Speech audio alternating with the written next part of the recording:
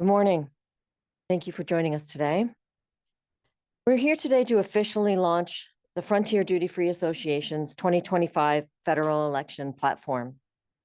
A platform we are urging all political parties to adopt in support of Canada's land border duty free sector and the communities that depend on it. This is not just about a sector. It's about small businesses, family businesses, and the survival of entire border communities. These businesses are in crisis. Land border duty-free stores are 100% export businesses. They rely entirely on Canadians crossing into the US. They promote Canadian products, keep dollars in Canada, and are often the largest local employers in their towns. But now, with continued tariff threats, a dramatic decline in cross-border traffic, and inconsistent government treatment, they are being pushed to the edge. Border communities were the first and the hardest hit when trade tensions were first discussed, well before implementation. A recent industry survey found that 1/3 of duty-free shops in Canada could shut their doors within months if these trends continue. These are family-owned businesses that have been an integral part of Canadian tourism fabric, operating as pillars of border communities for decades. They now face the risk of permanent closure. Canada cannot afford to lose them. Today, we are asking all federal parties to include 3 simple, actionable measures in their 2025 platforms. Number 1, targeted financial support to help these businesses survive immediate tariff-related impacts. Number 2, a ministerial directive to ensure all government departments consistently apply export status to duty-free shops. And number 3, excise tax alignment to modernize tax treatment and level the playing field with our US competitors. These are not major budget items. They are smart, efficient policy fixes that will keep people working and support small town economies. This is a turning point. The federal government has a real opportunity to stand up for small exporters, to protect Canadian jobs, and to support the communities that sit at the front lines of our trade relationships. We are ready to work with all parties to make this happen, and we ask them to make a public commitment to adopt these measures in their 2025 platforms. Thank you, and I'll now hand it over to Philippe to deliver these remarks in French. Bonjour et merci de vous joindre à nous ce matin.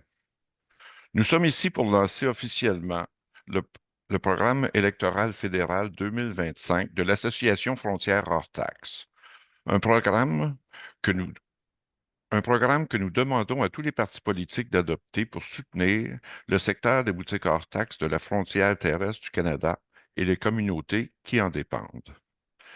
Il ne s'agit pas seulement d'un secteur, mais de petites entreprises, des entreprises familiales et de la survie des communautés frontalières entières. Ces entreprises sont en crise. Les boutiques hors taxe situées à la frontière terrestre sont des entreprises d'exportation à 100%. Elles dépendent entièrement des Canadiens qui entrent aux États-Unis. Elles font la promotion de produits canadiens, gardent les dollars au Canada et sont souvent les plus gros employeurs locaux de leur ville. Mais aujourd'hui, face aux menaces tarifaires croissantes, à la baisse spectaculaire du trafic frontalier et à l'incohérence du traitement gouvernemental, elles sont poussées dans leur dernier retranchement. Les communautés frontalières ont été les premières et les plus durement touchées lorsque les tensions commerciales ont été évoquées pour la première fois, bien avant leur mise en œuvre. Une étude récente de l'industrie a révélé qu'un tiers des boutiques hors taxe au Canada pourraient fermer leurs portes dans les mois à venir si cette tendance se poursuit. Ces entreprises familiales, qui font partie intégrante du tissu touristique canadien et constituent les piliers des communautés frontalières depuis des décennies, risquent aujourd'hui de fermer définitivement leurs portes. Nous ne pouvons pas nous permettre de les perdre.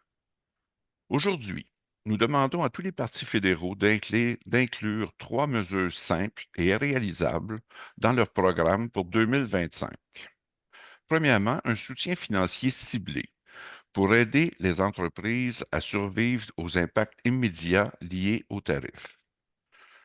Deuxièmement, une directive ministérielle pour assurer que tous les ministères appliquent uniformément le statut d'exportateur aux boutiques hors taxes. Et troisièmement, un alignement de la taxe d'assises pour moderniser le traitement fiscal et mettre les entreprises sur un pied d'égalité avec leurs concurrents américains. Il ne s'agit pas de postes budgétaires importants.